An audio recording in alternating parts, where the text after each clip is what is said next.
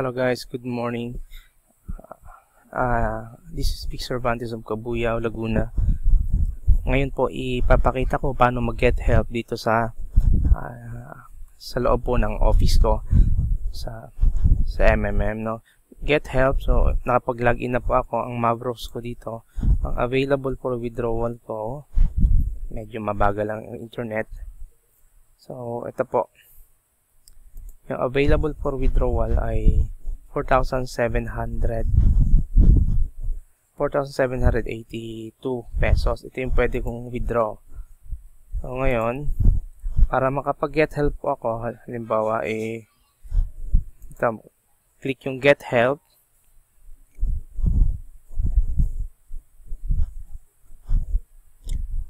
Oops, get help. Ayan.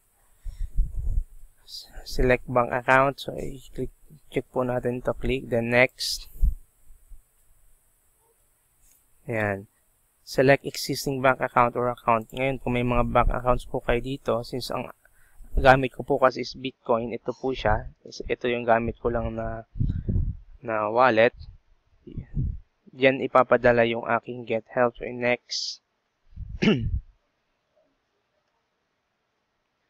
And enter amounts to be withdrawn from each of your Mavros account. So, ito po yung mga pwede kong withdrawin. So, hindi ko po siya lahat withdrawin. So, mag-withdraw lang ako ng, say dito is 1,000. Hindi kasi,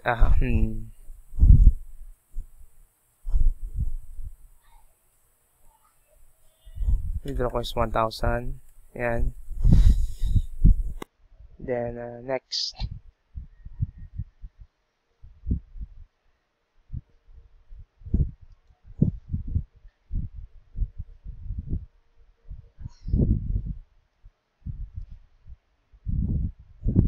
Ayan.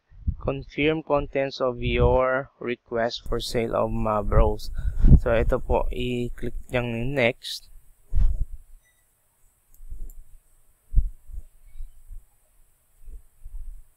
Your request was added. Please wait to the process. Okay.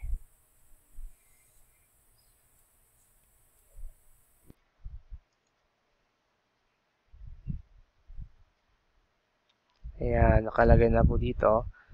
Check natin yung details. Pumasok na po yung request. Ngayon, maghihintay na lang po ako nung taong magpo-provide noong get help ko. Ayan.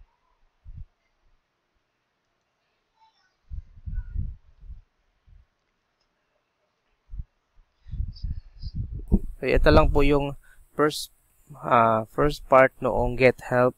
Once na mai-process na po yan, lalabas po siya dito sa area to ng dashboard po ninyo. Hinihintay na lang po natin yung magpo-provide help. Lalabas po siya dito sa area to.